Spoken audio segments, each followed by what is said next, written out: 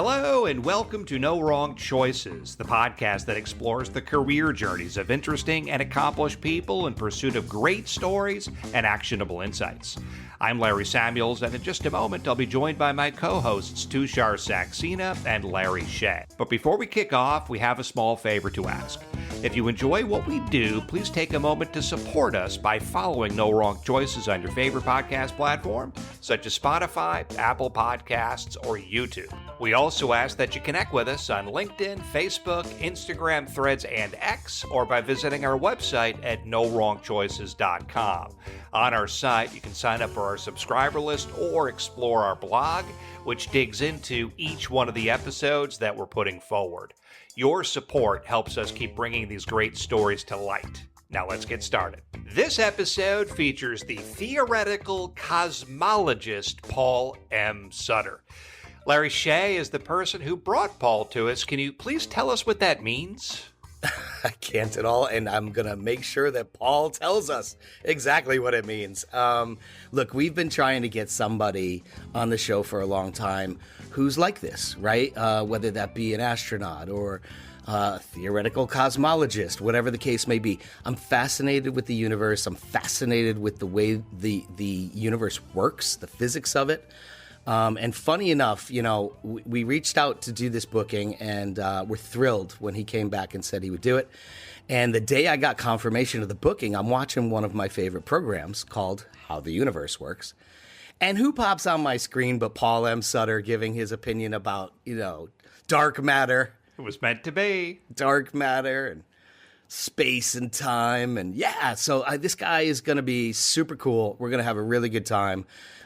He's super smart and really personable, we're hoping. So I'm hoping he sheds some light on this fascinating career choice. I have to admit, I don't know about you guys, but I'm kind of intimidated to speak to this guy because he is so smart. That's probably going to be one of the first questions I ask him. Are we smart enough to actually speak to you? Because let's be honest, you know, he's mulling over the questions about how life, how the universe started, and it's so rare to have the opportunity to speak to someone of such a caliber, and kind of, you know, literally pick his brain about, hey, how did you get into this? What does it mean to get into this? And in a lot of ways, you know, I'd have to think that he was always the smartest kid in the room, you know, even to this moment. So, you know, what's that like? Well, definitely in this moment. Well, actually, oh yeah, you're right. Speaking to us three, absolutely he's the smartest guy in the room. But, you know, for the most part, you know, what's that like to be the smartest person in the room, like all the time? Well, let's find out. Here is Paul M. Sutter. Now joining No Wrong Choices is the theoretical cosmologist Paul M. Sutter. Paul might be the busiest person on Earth, or at least close to it, as he, A, advises NASA and the Department of Energy, hosts a variety of science shows on TV and digital, is an author, hosts a successful podcast, contributes to countless publications, and is a globally recognized leader in the intersection of art and science. And believe it or not, I left out a ton of stuff. Paul, thank you so much for joining us. Oh, thank you so much for having me. And I always have time for wonderful conversations like this. All right. So, Paul, before we actually get into your background, the one thing we were talking before we started speaking to you was, are the three of us collectively smart enough to speak to you after looking at your resume? No, this is weird because there is, I will admit, in academia among scientists, I admit a certain degree of snobbery. You know, it's not easy to get a PhD in physics or astronomy or any of the hard sciences. And so we do like to wave around our PhDs and our doctorates. But where I find a lot of my fellow scientists failing when it comes to science communication and sharing what they've learned and engaging the public with what they've learned is assuming that other people are dumb and that they are empty vessels that you simply pour scientific knowledge into, and then they will, once that task is complete, they will come to the correct conclusion. It turns out that people are very intelligent, very smart, know when they're being lied to, know when they're being talked down to and spoken down to, and are very complex and come to their beliefs and their knowledge through a bunch of complicated, twisting pathways, scientists included. And so I have a great deal of faith in the intelligence of my fellow humans. Obviously, you've not spoken with us before. So okay, yeah, that may be broken. That may be broken. This is a hypothesis that I test with every interaction. I love it. I love it. All right, so let's start with you know yourself better than anyone, obviously. So why don't you take a second and just describe to the folks what it is that you do for a living professionally? Who is Paul M. Sutter professionally? If I had to summarize it, it would be I am a searcher and a sharer. So I am deeply and intensely curious about the way the universe works. I'm just always been fascinated by it. I know we'll dig into this. I've always been curious. I like to say scientists like myself are people who refuse to grow up. We just maintain that childlike curiosity. So I'm always asking. I always love learning new things. And then I also love the sound of my own voice, and I love talking, and I love sharing, and I love teaching, and I love igniting a spark in other people and sharing that passion with them and seeing them get all ramped up and like, oh my, tell me more. I want to learn more. How can I find out more? And like, that's a very, very special place for me. And so in my professional career, I have tried to develop both of these sides of me, of both the searching side, which I accomplish in my science and also in my writing, and then in the sharing and just getting it out there. all right, so let's take it back then to the beginning. As you said, you're an adult who's never had the chance to grow up. So then at some point when you were a child looking up at the stars, you said, wow, you were just fascinated by what you saw.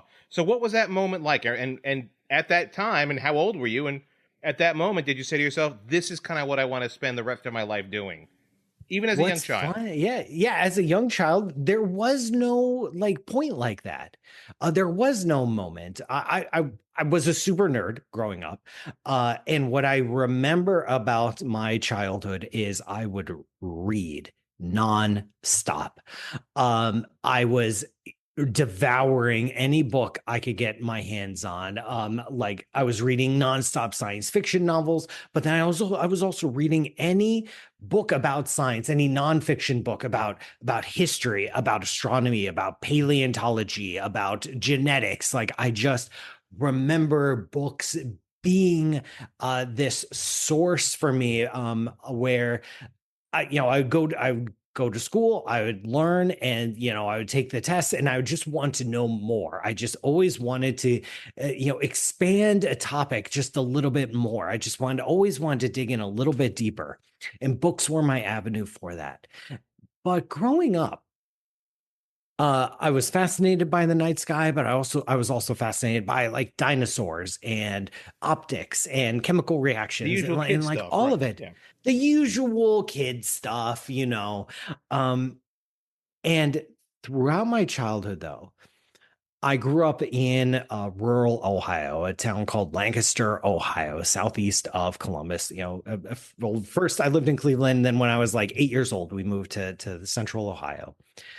And, it's just a rural town, decent sized city, but not exactly connected to the rest of the world, especially like high powered academia and science. When you think, elite science institutions, you do not think Lancaster, Ohio. Sorry, Lancaster, Ohio. You're wonderful in some ways. But that is not one of them.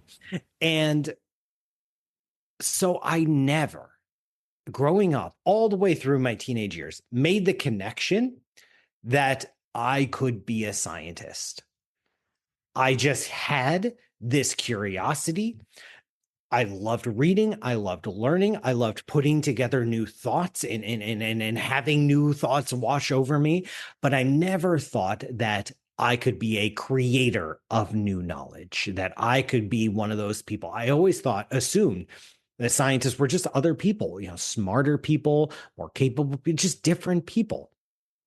But being the nerd that I was, I ended up majoring in computer science. I wanted to be a computer programmer, a software engineer. I've always had a thing for computers, for programming, an affinity for it, and joy in digging around in computers is one of the things I enjoy doing. And I thought, oh, that's a job that people create software. Yeah. And it wasn't until my third year of college, I was like 20, 21 years old. I took an elective, an astronomy class. Where it's one of those things where you have a list of options that you have to take to fulfill your major. I'm like, oh, astronomy. Yeah. I remember astronomy. I remember reading books. I had a backyard telescope as a kid. Oh, this will be fun. Turned out it was really fun.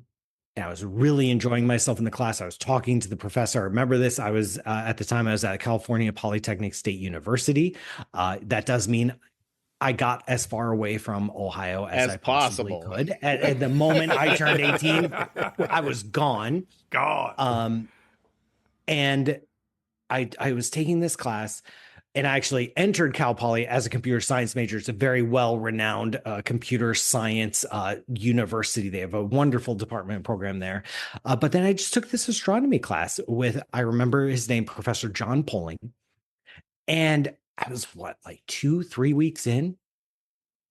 And the Professor Poling pulls me aside. We had been chatting a bunch about astronomy. He's like, Paul, you seem to really enjoy this subject, this topic. I'm like, oh yeah, this is so fascinating. This was my first time that I had dug into science as a mathematical discipline. I had always approached it from popular science, from books where you describe these high level concepts, but it turns out actual science is grounded in mathematics. It is a mathematical exploration of nature. Yeah.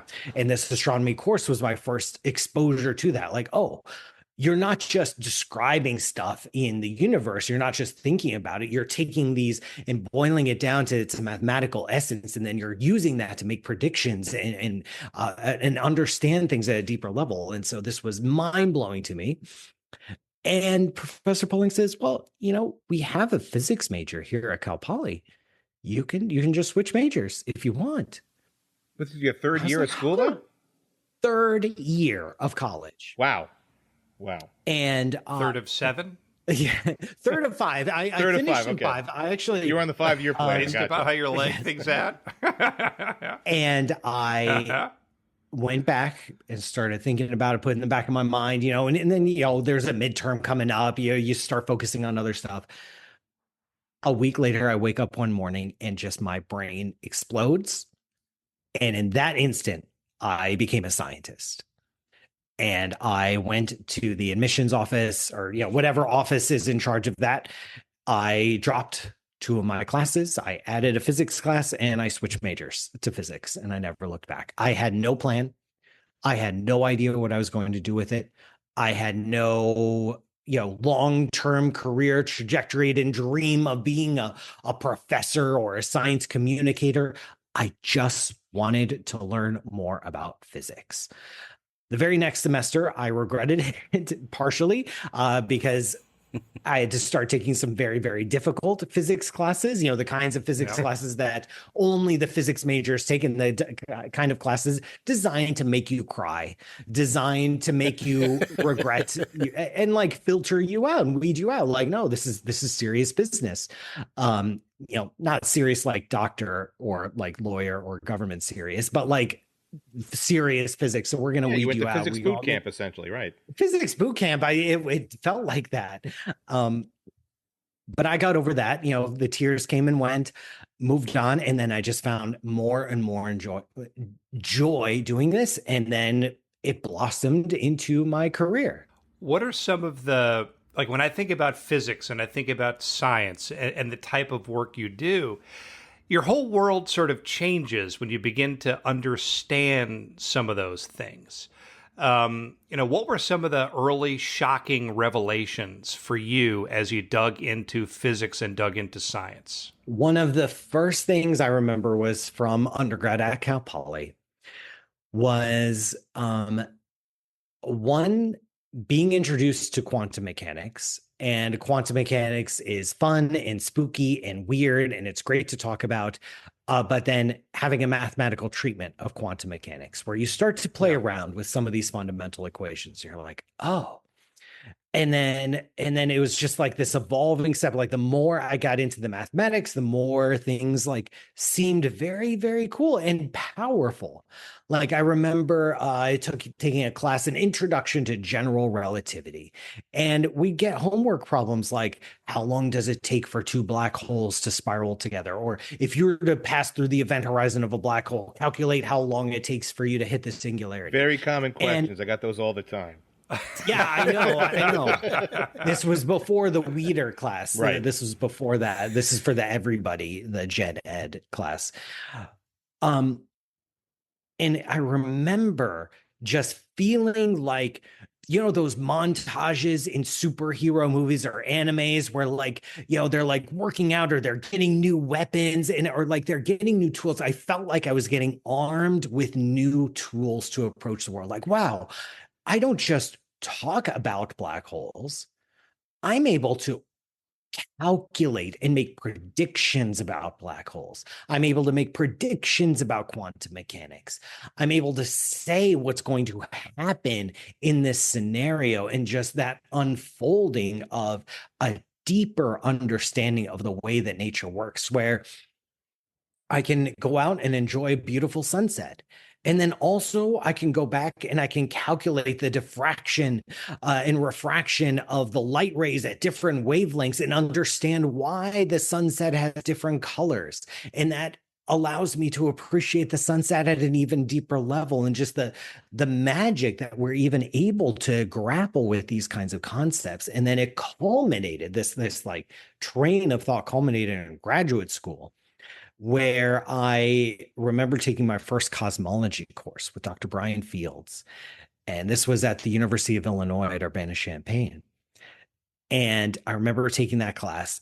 And now we were taking this, mathematical description of nature to its ultimate expression, where we are writing down equations that describe the entire universe. Come on. Wow. I mean, 13 billion years of cosmic evolution, the expansion, the breadth, the scope, the forces involved, the gravity, everything. And we can boil it down to a single equation. We can say, yes. So if you go out and measure this property and this property and this property, you put it into this equation and out pops an age of the universe. And just the fact that these like vast time and distance scales, this like barely comprehensible scales that don't fit inside of a human mind, but then I can write down an equation, and I have a tool that I can use to grapple and wrestle and interrogate the entire universe. It was in that class that I became a cosmologist. Did you believe what you were discovering? Like you're going through these equations and it's like, how do you know that it's 13 billion? Like, did you believe it? And what convinced you that this was right and accurate, if that's even the right phrase to use here? Yeah. So physics education, especially at the PhD level, something that is like ground into you in this boot camp is the concept of what we call first principles, which is everything starts from the barest set of assumptions possible. And then from there, you unfold, you unpack, you develop the theory, and you let the evidence lead the way. So in this case, in the case of cosmology, the cosmology class didn't start with, hey, by the way, the universe is 13.77 billion years old. The cosmology class started with, okay, we're going to start with general relativity. We are going to start with some basic assumptions about the universe. Here's how we're going to test those assumptions. Now that we verified those assumptions, we're going to fold those into the mathematics and see what we get. And then we're going to derive some evolution equations. And then we're going to unpack those further. And then we're going to take more observations, more data, and fit them in here. Say, when you make this kinds of observation, it fits into this parameter in the equation. You make that kind of observation, it modifies this parameter in the equation. And then we put all those together. And then the end result, 13.77 billion years, it doesn't matter. Right. It's just the number that pops out of the Interesting. machine. But what matters are the observations. What matters is the equations. And what matters is that this accurately describes the universe. That's what the class was about. The actual number that pops out at the end, that's a matter of debate. That's a matter of observation. That depends on the universe we live in. What we care about as physicists is, do we have an accurate mathematical description?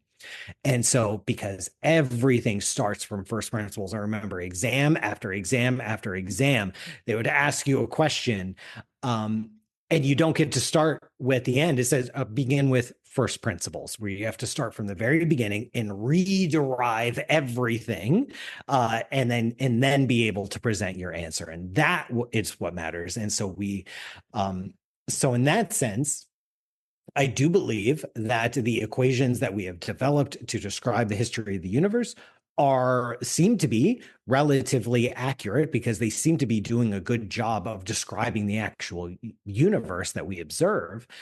And then the number that pops out is the number that pops out. Wow. You're using the term, so I want our education to continue as well. Theoretical cosmologist is different from an astrophysicist. How? Great question. So there are lots of fields and subfields within physics and astronomy, and there are a lot of overlaps in these fields.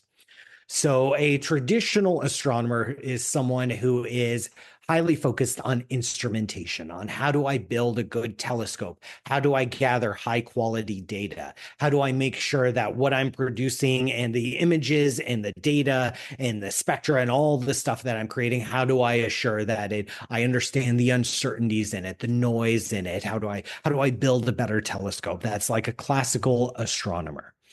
And then there are the astrophysicists. These are people who apply our knowledge of physics, the laws and theories that we have developed, and apply it to all sorts of scenarios out in the universe. Like, oh, we just saw a star explode. I wonder how stars explode. I wonder what physics happens to make that happen. Oh, our sun is really hot. I wonder why our sun is really hot. What are the physics to make our sun really hot? This is the job of the astrophysicist. And I've certainly done in my career a lot of astrophysics research.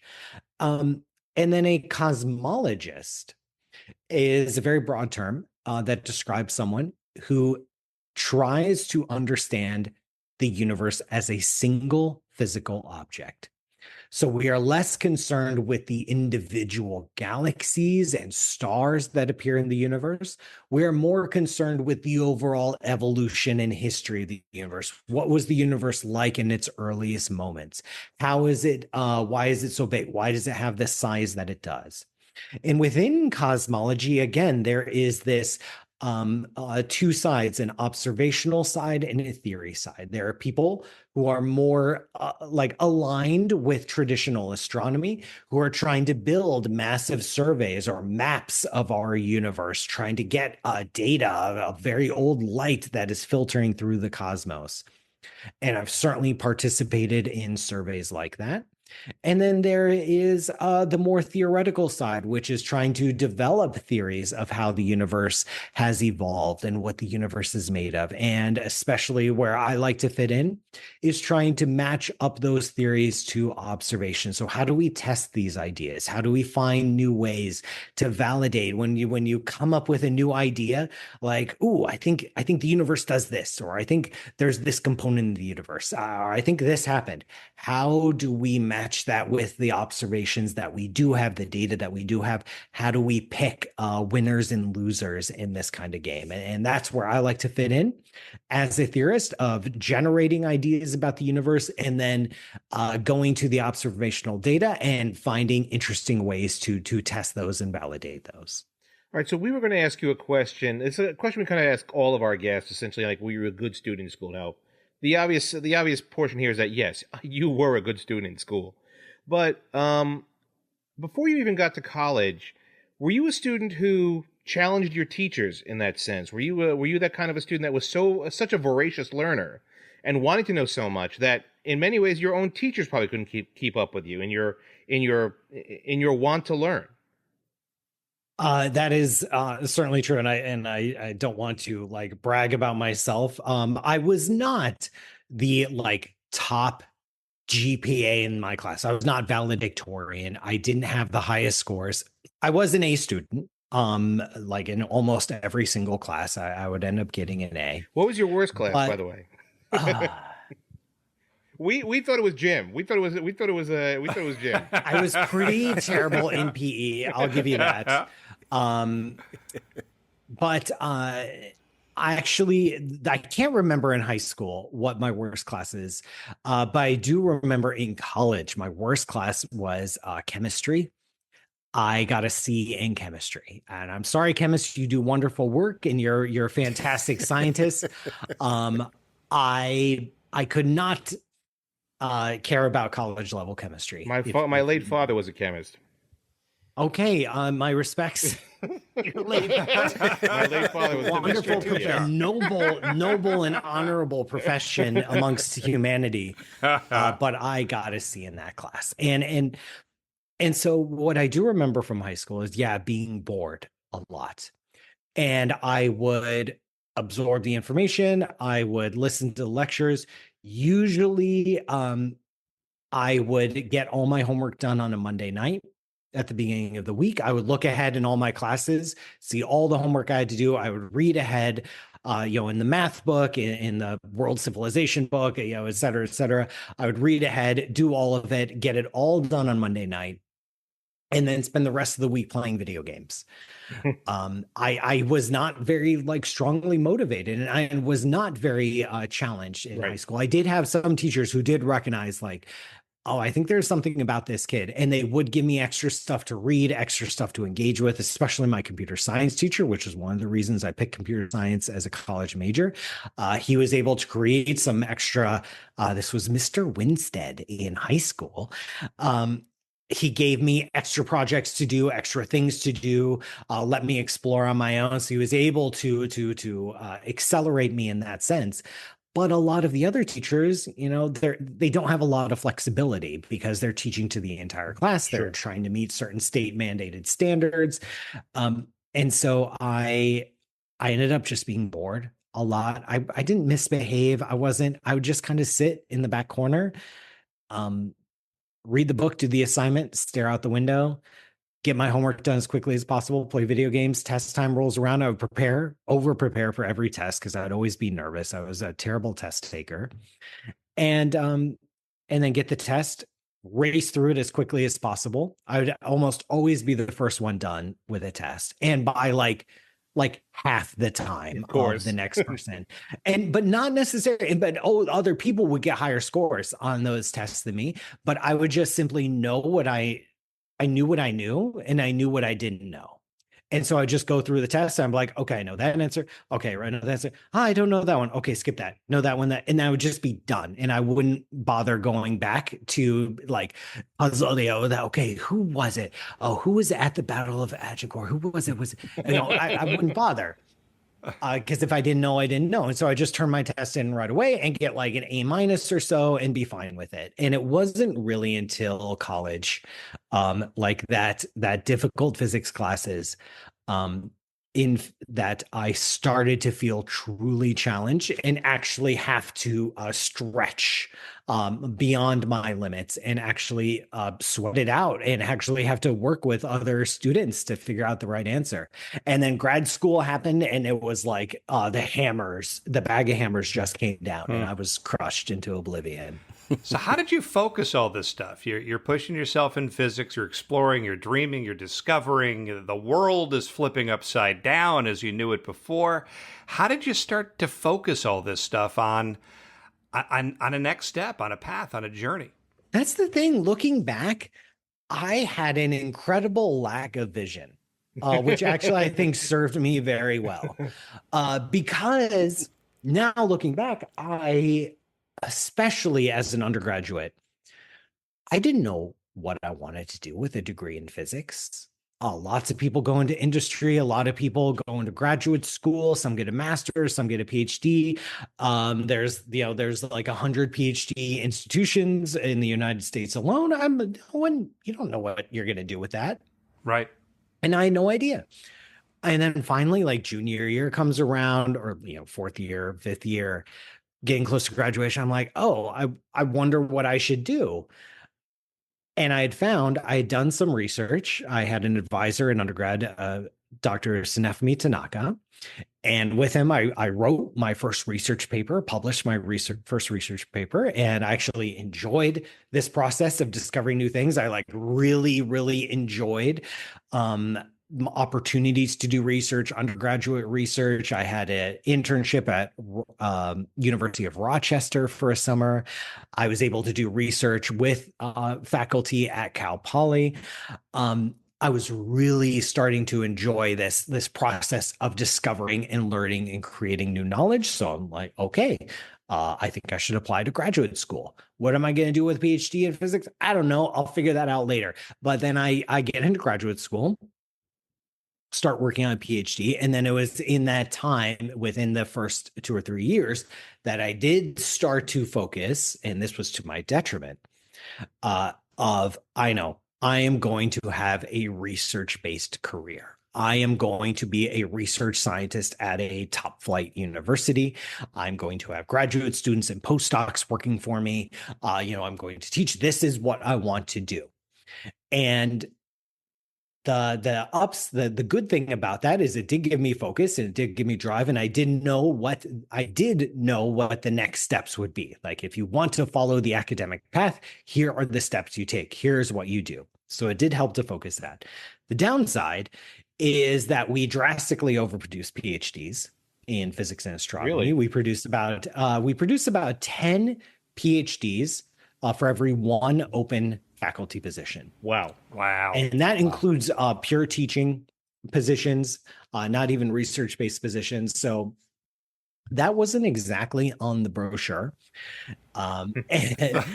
and still isn't, and is actually a major problem. In my latest book, Rescuing Science, Restoring Trust in the Age of Doubt, I actually get into this, how we are lying and misleading young scientists about the potential career opportunities. In astronomy and physics, astrophysics, cosmology, all mushed together. If you want to go on an academic path, if you want to become a research scientist, you get your PhD, which takes between 6 and 8 years. Then you do something called a postdoc, which is short for postdoctoral research appointment or research fellowship. And this is anywhere from a 2 to 5 year position, usually 2 to 3 years long, where you just work for someone else. You get your PhD under one advisor. I got mine under Professor Paul Ricker. And then you go work for someone else for a few years. And they pay for you and you do research. And then in physics and astronomy, you usually do a second postdoc. So you move somewhere else. Wow. You do another 2 to 3 year stint. And then you're considered seasoned enough to be in enough for what? Salty. You get salted. Salty, that's right. You are considered, if you've demonstrated a solid track record of research, you can start applying for faculty positions. And this was a very, very delicate time for me. I did one postdoc at the Paris Institute of Astrophysics in France, working with Ben Wandelt. And I had a wonderful, wonderful time there. It was like the peak of my research productivity. And in fact, that's true for like any scientist, their first postdoc, because it's all you do. There's no teaching, there's no advising, there's no committee work. You are just doing research full time. You're getting paid nothing. Or like next to nothing, a half of a stale baguette a week. I was going to ask that question at some point, because in my mind, your student loans are racking up like mad. So the student loan thing in physics and astronomy, and this is true amongst hard sciences, undergrad full loans, the whole deal. In fact, I just paid them off a year ago. But graduate school is paid for. In most of the hard sciences. You apply for graduate school and it's very competitive. Programs will carry anywhere between like 2 and maybe 20 or 30 students a year. And they will provide a stipend. They will pay your tuition and they will provide a stipend. In exchange, you have to teach. So you are teaching in your graduate career. If your research advisor, once you find a research advisor, if they're well funded, if they have grants coming in, then they can take over, paying your stipend and paying your tuition. So you don't have to teach and you just devote yourself to research. So no matter what, I was going to get paid in graduate school. It's not much. Yeah. I got paid. I was in graduate school between 2005 and 2011. I got paid, I think, $15,000 a year stipend. Wow. Which was fantastic. Living the life there in Champaign, Illinois. I can only imagine what that was like. Oh, well, there was this Indian vegetarian buffet that was very cheap and specifically catered to graduate students, and we would hit that place up a lot. But we put that guy's kid through college at the University of Illinois. Right. And but then a year in, I did receive a fellowship. And a fellowship is an award from either a university or government that steps in, gives you a much larger stipend, also pays your tuition, and gives you total independence. So you're not tied to any one particular advisor. You don't have to teach. The fellowship just pays for everything. And this fellowship came from the Department of Energy, a program called the Computational Science Graduate Fellowship. So you know how I switched majors from computer science to physics? Yep. I never left computer science behind. I still love computer programming. I still love developing software. That's still something I enjoy. And it turns out almost all of modern science is done by amateur computer programmers. And I was one of them, except I had some partial training from 2.5 years at college. And so I leaned heavily, and I still do, in computational science, so developing simulations of the evolution of the universe, and developing analytical tools that can comb through the data and find interesting combinations, like a lot of computer heavy work. And so I applied for this fellowship. I was very, very honored and privileged to win it. It's a very competitive program, still runs today. Usually there are between 400 and 600 applicants every year, and there are between 15 and 25 awards. Oh my God. And I know those numbers because now I serve on the selection committee for the Computational Science Graduate Fellowship. You do. And so I'm very, very lucky that I can give back to this program that really changed the trajectory of my career. So I didn't have any loans coming out of graduate school itself. I still carried forward the undergrad loans, which I deferred throughout graduate school, which is why it took me so long to pay off. And so I show up in Paris. I start paying off my student loans. I'm getting paid half a stale baguette every other week. And I'm having like the time of my life. We developed this like really vibrant research group centered on these vast empty regions in the universe known as cosmic voids. Becomes a cornerstone of my research and something I carry forward even today. I still research voids and study them. And I go from there to Italy, Trieste, Italy. I won a fellowship position from the Italian government there for a 2-year postdoc. And it was during that position that was the time to start applying for faculty positions. That was the time to start aiming for, gunning for one of these top tier research institutions. That was also the time that I started my podcast, Ask a Spaceman. And this is something that I'd wanted to start a podcast for a really long time. I'd been listening to podcasts for years. So this is in 2012, 2013, like in that time frame. And podcasts were relatively new, and there were some science podcasts and there were some really good ones. But as I would listen to them, I would think, I think I could do this. I think I could do this better. I think I can make a podcast. And so just on a whim, I buy a microphone, the exact same microphone I'm using today. Which microphone is that, by the way? It's a Blue Yeti. Everyone uses the Blue Yeti. Yeah, and this is one of the OG ones. It's like the old school US, like the big USB connector that I need adapters for now and everything. Yes, we all do, right? Yeah, of course. I bought this microphone. I downloaded Audacity. I Google search like how do you record a podcast? Like, what do you actually do? Of course. And I remember recording 7 episodes, like scripting out 7 episodes, recording them, putting them out there, emailing every single person in my contact list with a personal email saying, "Hey, I just started a podcast. It's a fun little experiment in science communication. I'd love for you to share it." And very quickly, the audience got a very sizable audience, and it became very fun. And I was doing 2 episodes a month. And the more I was doing it, the more fun I was having. The podcast became large enough that it started to attract some attention from some local media.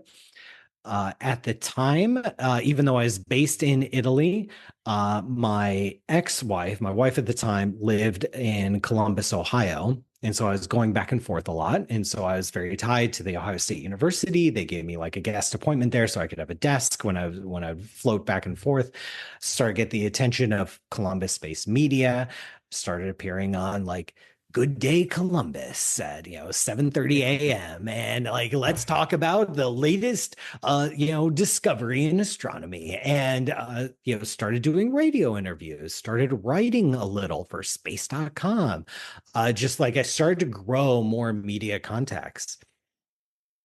And as I was doing this, the faculty that I would interact with, my advisors, co-authors, say like, "Paul, you gotta knock this off. Like you're jeopardizing your career." I was going to ask you that because I mean, obviously, you're starting very early, very very early in the podcast universe. I would assume that hardcore academics would look at you as like, "What in the hell are you doing?" Oh yeah, I remember one of my like mentors and advisors and now friend, John Beacom at the Ohio State University. I told him I was doing this, and he goes, "So, what's a podcast?" Of course. And like we're at that level. Also, he's like Yeah. ignorant of how the world works. John, I love you, but like, and also in science, especially like research centered R1 top tier universities, doing anything but research is detrimental to the trajectory of your career because it's seen as wasting time. Because your job is to get grants, is to write papers, Right. is to have students, is not to communicate science. That's not part of the deal. And so they were everyone was absolutely correct. They were saying, "Paul, the more you're doing this like media and outreach, the more you are risky. You're putting a scientific career at risk." And so what you usually see in science communication is people who leave academia altogether after like a PhD. They just stop the train. They don't do a postdoc. They don't gun for research positions. They just go out and then they start writing, or they start like a YouTube channel or something, or working with a science museum. There are a bunch of careers in science communication. Or you see late stage academics, people who have tenure, people who it's impossible to fire. And then they start devoting more of their time to like writing books and doing interviews. Yeah. They have no risk. Yeah. I did it exactly wrong by doing it in between, which turned out to be exactly right. Hence the title of your show. I was going to say that, but I'm glad you. Yeah. But I did it like, I can't think. I have not met someone. I'm sure there is someone else out there who followed a similar path, but I can't find someone who tried to do both, because I loved research and I also loved outreach. And I was growing in this love and passion. I knew I had always enjoyed conference presentations. I had always enjoyed preparing for those and giving those and like sharing the results of my work. I enjoyed writing papers. I had always enjoyed the sharing aspect, which is a normal part of a scientific career. But I was doing it too much, and I was doing it to the public. And so when it came time to start applying for faculty positions, I was spending less and less time in research. My research productivity was dropping. My paper output was dropping, and I was becoming an unattractive candidate. but I was also having a lot of fun. Sure. And so I just kept going. And then I was able to carve out in Columbus a joint position after a lot of discussions and negotiations and going back and forth, where I was half-time at The Ohio State University doing research, and then half-time the chief scientist at the Center of Science and Industry, the Science Museum in Columbus, Ohio. Okay. So we created that position. Then I had two lives. I would spend 20 hours a week at COSI, being the chief scientist there and communicating science, and I spent 20 hours a week doing research. And that position served me well for about 3 years. And then I started growing more and more in outreach and communication and media. I was flying to New York and LA all the time. I was starting to appear on national TV and produce television shows, working with more people. And I knew I needed to make another change. And so in 2018, 2019, I quit those positions and moved to New York and became entirely freelance science communicator. So my income deriving entirely from articles, appearances, patreon.com/PM Sutter, where you can support my show. The whole deal, book royalties, appearance fees for TV, the whole deal. And I spent a few years focusing on growing that, stabilizing that, creating a career from that. And then it's been in the past year and a half that I've been able to carve out time again for research and start work with my collaborators again, find pockets of money to pay for my time, still half a stale baguette every other week. So it's like a hobby. But it allows me to engage in research. And so now I feel like I get the best of both worlds, where I get to have an income that can support my family, doing something that I absolutely love, which is communicating science and sharing science.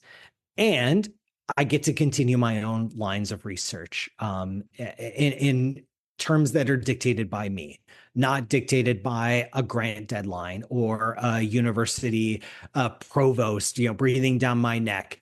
I don't have to, follow the trends. I can just research what I want to research, and publish when I want to publish. So I feel like I'm at a place where I get the absolute best of both worlds. And I'm so glad I went down the path that I did.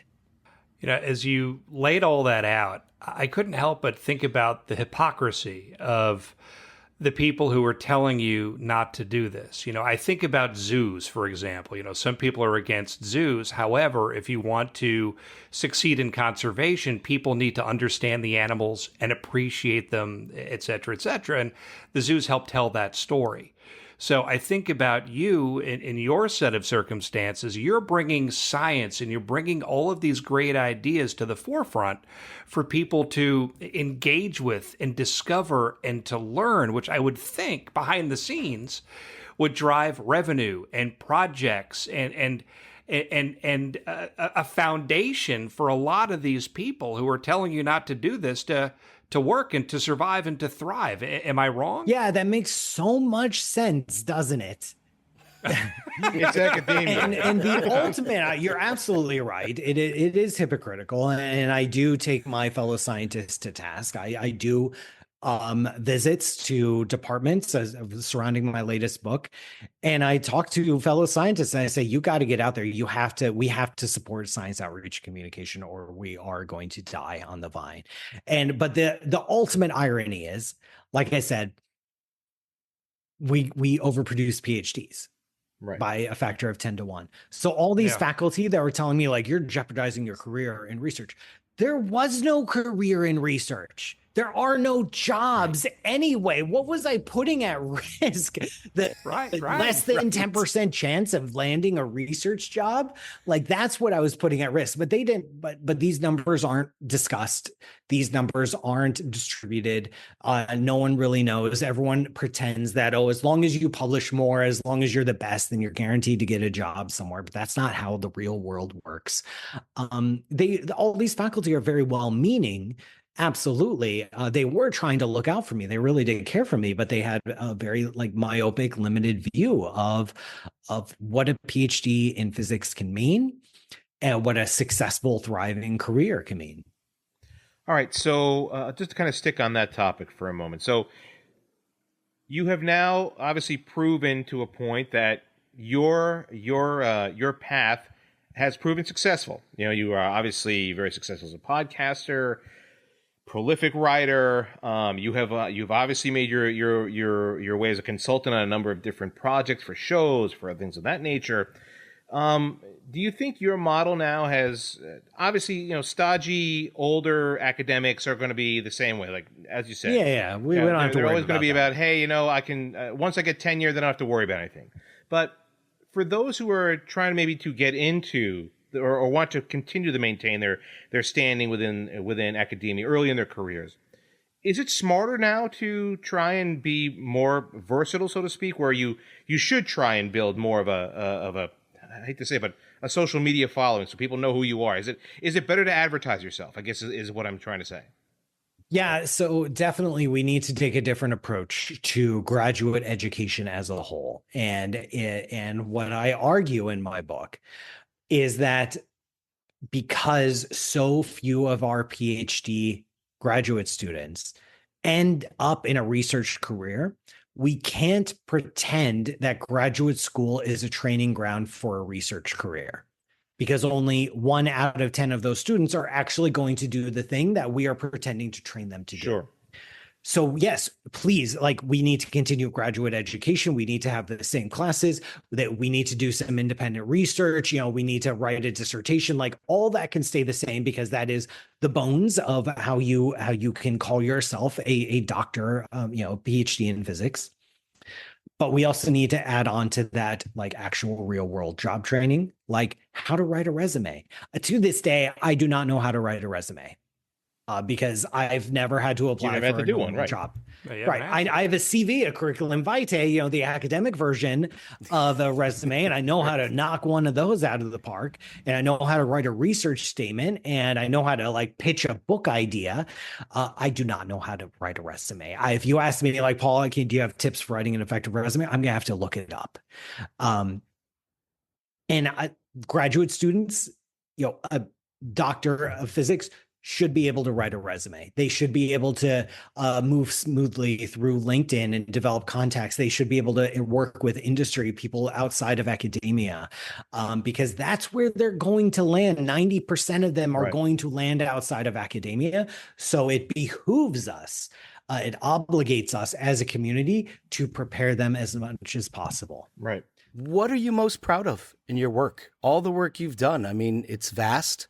I don't know if you could single out one thing, but what is the thing that you're like, this is my baby right here. This is this is my baby. There is one project that is incredibly special and very, very close to my heart in many ways, as you'll see. Around the time that I moved to New York, I had started dabbling with art and science connections. I'm not a trained artist. I got an A in art class in high school. In elementary school, I remained forever as second trumpet. So that's it. That's my list of artistic achievements. But I really have always been captivated by art and moved by art, by music and dance and theater. And I realized very early on that this can be an effective way of bringing science to new audiences, because, people show up to read my books, listen to my podcast, show up to a live presentation at a science center. And it's generally the same kind of people. And that's fine. That's great. They're paying my bills. So thank you. Please keep showing up. That's patreon.com/PM Sutter. But it's a different crowd that will show up to a dance performance or a music concert or come to hear some poetry. So even when I was in Columbus, I was starting to work with local companies. I worked with a local dance company. We created a production that actually aired on PBS member stations around the country. And around the time I was starting to move to New York, I got connected to a New York-based company, Siren Modern Dance, and we created this project called TikTok, which explores the nature of time. And this performance, it's evening length performance. It's about 45 minutes long. I narrate two sections of it on stage with the dancers where they're interacting with me. The music is happening. Everything's choreographed. My words are choreographed to the music. The dancers pick me up sometimes. I work, interact with them. And then I step off the stage and then, beautiful Mozart continues. And so we explore this nature of time from the angle of physics, the angle of human experience and memory and anticipation. And it is this wonderful combination. I've had the privilege of getting to share this project around the world. And the choreographer of the work and co-artistic director of the dance company, Kate, we started out as collaborators. We were collaborators when I moved to New York. We developed this project. We finished this project. And now we're married to each other. Wow. And Wow. We have two wonderful children. She had two boys, and they're now my stepsons, and they are the lights of my life. And we have a beautiful family, and getting to share in that artistic joy and seeing the world through her lens, the artistic lens, the lens of modern dance and movement. And then she gets to see the world through my scientific lens, and we get to create. We don't collaborate on a new project because we're, collaborating on a family right now. Yep. But we still perform TikTok when that's the name of this piece. We still perform it when we get bookings.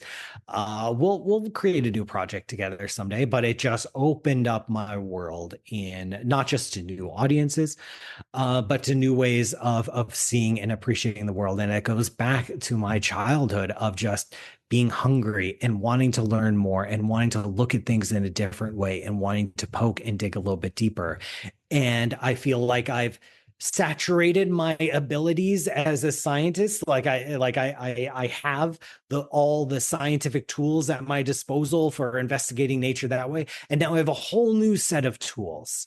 I do not dance. Nobody wants to see me dance, but seeing my wife and opening that up to looking at the world through an artistic lens and reading about it and experiencing it, I feel like I have a brand new set of tools and ways and lenses to view the world. And that has brought me immeasurable joy. So what advice do you have for someone who wants to follow the academic path? Maybe not the same way as you, but maybe even a little bit like you in terms of, maybe encompassing more of an aspect of bringing in a social media aspect to the learning portion of it.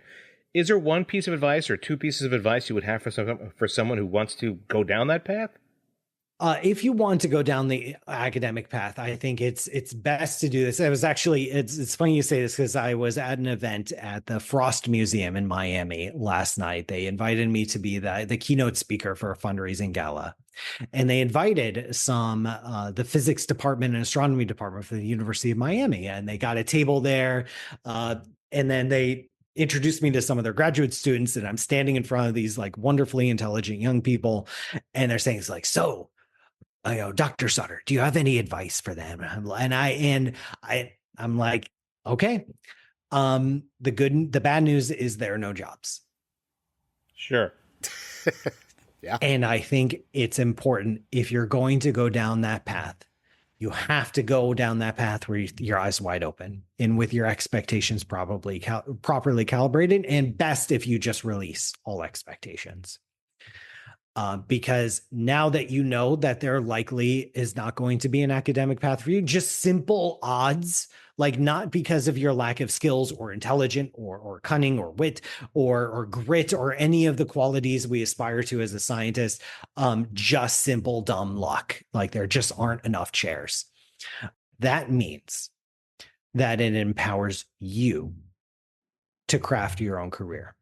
Because if you follow the strict academic path and you chase one of these research positions, you're doing what everybody else, what everyone tells you to do. Like, oh, if you want this, then you need to do this postdoc, and you better have an elite fellowship over here, and you better publish, at least 3 to 5 papers a year, and then this is what you need to highlight in your research statement. Yeah, I know your passions are over here, but this is hot in the field right now, so you're always going to be having other people tell you what to do to dictate the path of your career. But if you open yourself up, then you get to decide what success looks like. You get to decide what a PhD in physics or any academic field means to you.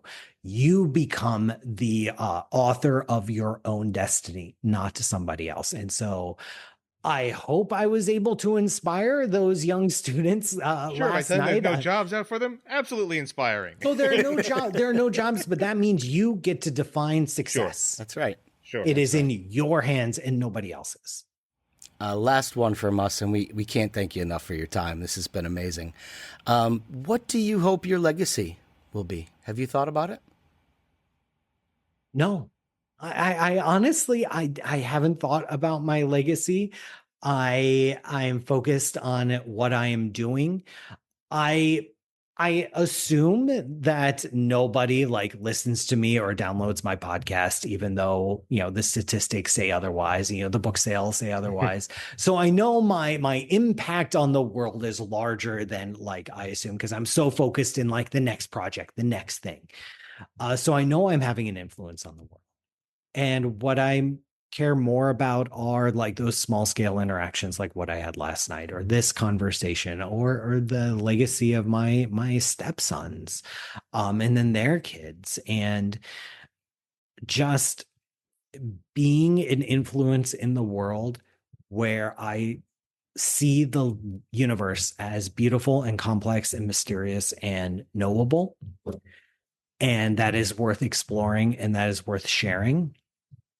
If this ripples out and affects a few people, then I'm a happy man. So with that in mind, if people are listening to our podcast who don't know you and are not currently following you, how do they get to know you better? What the podcast, the stories, the books, where should people look for? Yes. The best place is my website, pmsutter.com. That's P as in Paul, M as in Matthew, happens to be my name, sutter.com. That's my website. And that's where I link to everything. I have 3 books out by now, working on a 4th. My podcast called Ask a Spaceman, appearances on various TV shows, hosting a few TV shows and digital shows, and appearances on news regularly. You'll see me on NBC News, on Weather Channel, on CNN, anytime there's a space related newsworthy event. That's where I link my social media handles. I'm mostly on Instagram and LinkedIn nowadays. There is a Paul Sutter on Facebook, but my page was stolen from me in a hilarious incident a year ago, and it's impossible for me. Hilarious incident? Yeah. It was. That's the next show. That's the next one. So the Paul Sutter that's on Facebook is not me, and I can't Facebook. Zuckerberg, if you're listening, I can't access my own page who I'm the guy on the picture, that's me, and I can't anyway. Solve the universe's problems, but you can't get into your Facebook. Exactly. It's good for the universe to still have mysteries. That makes it more fun. And I Instagram and LinkedIn is where I post about upcoming events and things I'm doing, but the website is the hub. Perfect. Well, Paul, I've learned a ton. This has been an incredible conversation. And I should also call out that in my mind, when I think of a scientist, I don't think of a great communicator, which is just my ignorance. You have broken the mold and are a brilliant storyteller. I had another 2 hours worth of questions to ask you. Okay, I'll have to come back. We'll do another 2 hours. We'll do it. We'll do another one. Paul, thank you so much for having me on. This was a wonderful opportunity to share. So that was Paul M. Sutter, and going in, we wondered whether or not we were smart enough to have that conversation. I'm not exactly sure how we're feeling now, but I think we hung in there pretty well. Tushar, what are your takeaways? I can come away with this, and you don't have to be a genius to come to this conclusion. We were not smart enough to speak to this guy. It's fine. But it was fascinating. Let's not sugarcoat it. It was a fascinating discussion. Now, he didn't paint a very positive, rosy picture of what life as an academic is like. But and we could have spoken to him, and we probably could have spoken to him for another 2 hours about what it meant to have a job of that kind of caliber, of that level, in a private situation. Like, what would a private company like that look like, whether it be SpaceX, things of that nature. Look, I think the type of job he has, obviously, it's not meant for everyone, right? This is not the job that you're just going to go out and say your guidance counselor says, yes, be a cosmologist. It's not going to happen. You have to obviously be wanting of the rigors of an extremely academic life, right? I once called my sister a professional student. That's what you have to be. You have to be a professional learner. That is your job. And if you're able to land one of those positions, look, that's great. Then you can quite literally ponder and mull over the literal origins of the universe, and move forward in your career in that sense. But maybe this is not the job for everyone. But what a fascinating conversation to have with obviously one of the absolute best in the business. And, I'm smarter for it. Thank you for making me feel a lot smarter than I was before we started this interview. And hey, it will give me a greater appreciation of books that I read in the future. Hell, even science fiction movies and science fiction shows that I watch in the future, I will have a better perspective on how I look at them. Yeah, what a great conversation. And what a great person. He gave us his time, and we can't thank him enough for that. You could just hear the passion in his voice. You know what I mean? That he wants to share, and he wants to share his experience, his knowledge, and get people excited about science. And you could just feel that, The bad news, there's no jobs. So he very few jobs. I mean, the numbers he gave, 10 PhDs for every one open faculty position. I mean, that's a pretty bleak outlook for that. Now, the good news is that he's been able to craft and carve a career in a really fascinating way, You get to decide what success looks like. You're the author of your own destiny. You could craft your own career. I mean, I love that advice. That's not just for academia. That's not just for this particular career. That's for any career that you want to choose in your life. You get to decide what success looks like. For him, I mean, he said it. He has a childlike curiosity, and scientists are people who refuse to grow up, right? He's a searcher. He's a sharer. I mean, I can't thank him enough for just opening my eyes to those things and getting me excited about the universe and physics and not chemistry, but everything else. Well, you like chemistry, don't you? I mean, you know what? It's funny when he said chemistry was his worst, class, because it was by far and away my worst class. I got a D in high school chemistry. But imagine, and I the never grade had a D he in gets my in life. his worst class as compared to Oh, us. for sure. Well, true. But no, I mean, that was a really inspiring conversation. Bleak in terms of like the academia job aspect of it. But I love the way he's carved out his own career and gotten other people excited. In the world of social media now, sky's the limit. You could do whatever you want to do with this type of field. And he's doing it. It was frowned upon before. I don't think it's frowned upon anymore. When you see people like him and, Neil deGrasse Tyson and others who are finding a way to teach people and share that passion. Very cool. For sure. And my primary takeaways were, one, keep an open mind.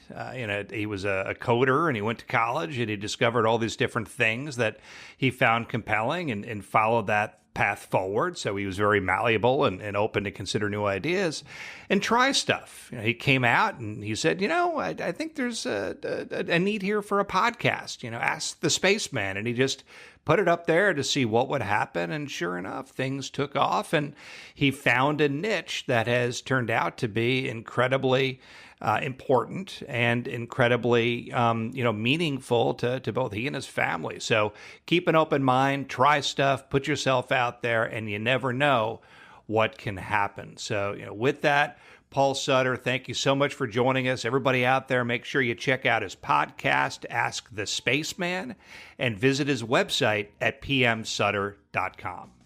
On behalf of Tushar Saxena, Larry Shea, and me, Larry Samuels, thank you again for joining this episode of No Wrong Choices. If after listening you've thought of someone who could be a great guest, please let us know by sending us a note via the contact page of our website at NoWrongChoices.com. While there, please be sure to check out our blog and explore other great episodes while signing up to become a member of our community. You can also follow us on LinkedIn, Facebook, Instagram, YouTube, Threads, and X. TikTok is up and content has begun rolling out. We'll be back with another episode next week. Before then, always remember, there are no wrong choices on the road to success, only opportunities, because we learn from every experience.